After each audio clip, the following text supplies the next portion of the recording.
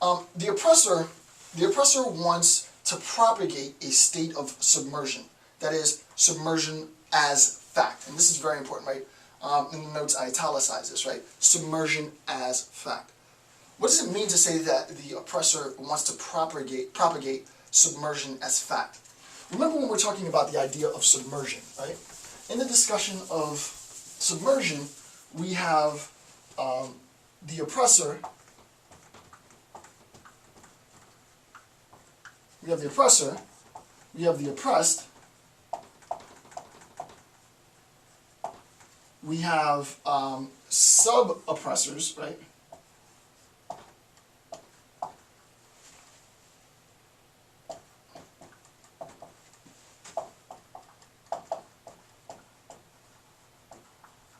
So we have the oppressor, the oppressed, sub-oppressors.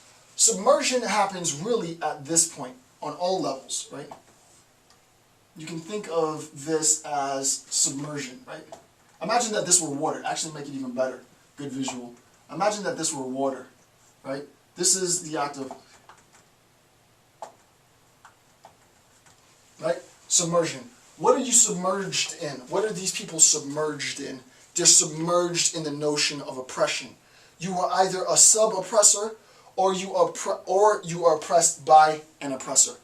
The similarities between these two groups of individuals is that they're both oppressed. This individual is oppressed by an oppressor. This individual is oppressed by an oppressor, right? This individual is oppressed by an oppressor, but also oppresses others, right? So what the oppressor wants to do is propagate, right? Proliferate,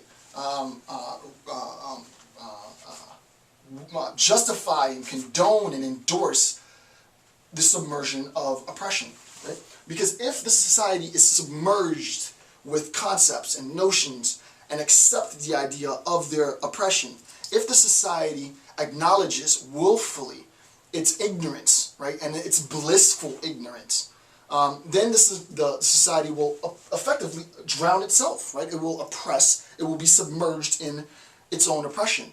There won't be anyone attempting, right, in the water analogy, right, imagine that this were water, there won't be anyone attempting to float to the surface and you know, free themselves from this oppression, right? So the idea is the oppressor wants to propagate, right, wants to proliferate the notion of submersion in oppression, right? So the act of submersion is always being sort of condoned by the oppressor. What in the world does that mean in sort of general layfolk terms? Think of it like this. I'm black, so I'm not technically black, but I'll use the term black. But I'm black. So and I'm also hip hop, which is for sure. In hip hop community, it's the idea within the hip hop community, and I'm doing a series on hip hop as well.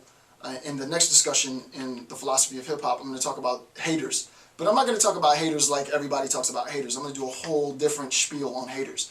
But there's an idea, and I don't want to get too much into it because it's going to distract from this discussion.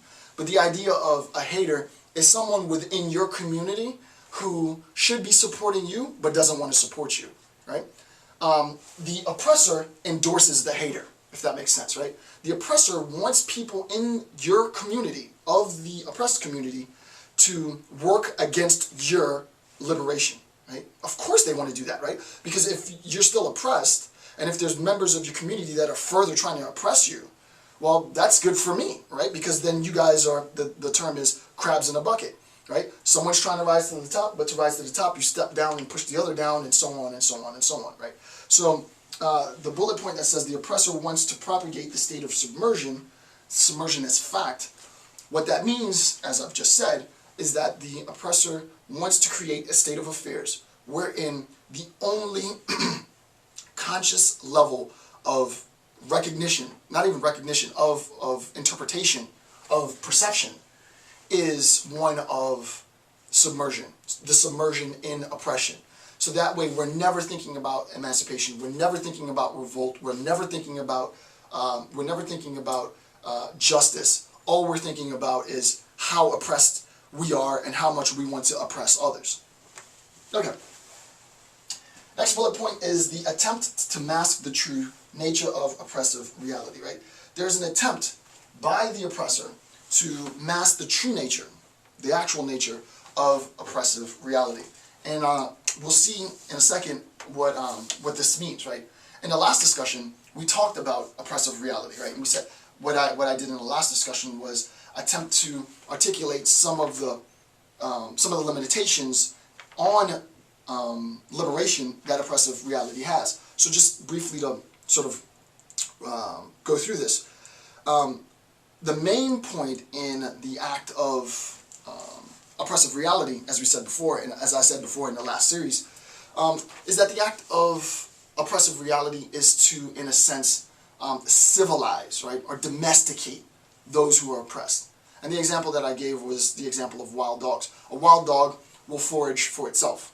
A wild dog can sustain its life. It won't live the lavish lifestyle of a domesticated dog, but a wild dog, by definition, seeks its own provision.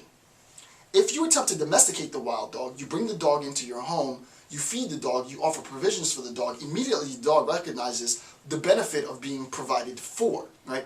I no longer have to forage for my sustenance.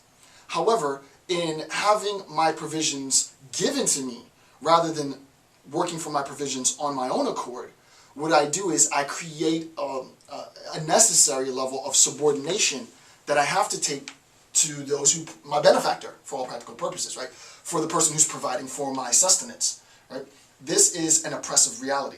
And the bullet point is there's an attempt to mask the true nature of oppressive reality.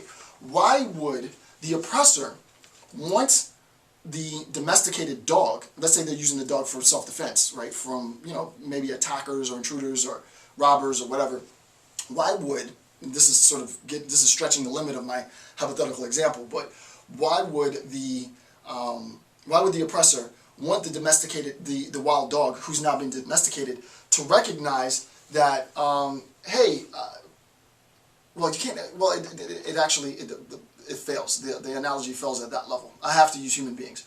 Why would an oppressor want an oppressed class to recognize that you have basically the same faculties that I have as a fact, as a biological fact of our existence?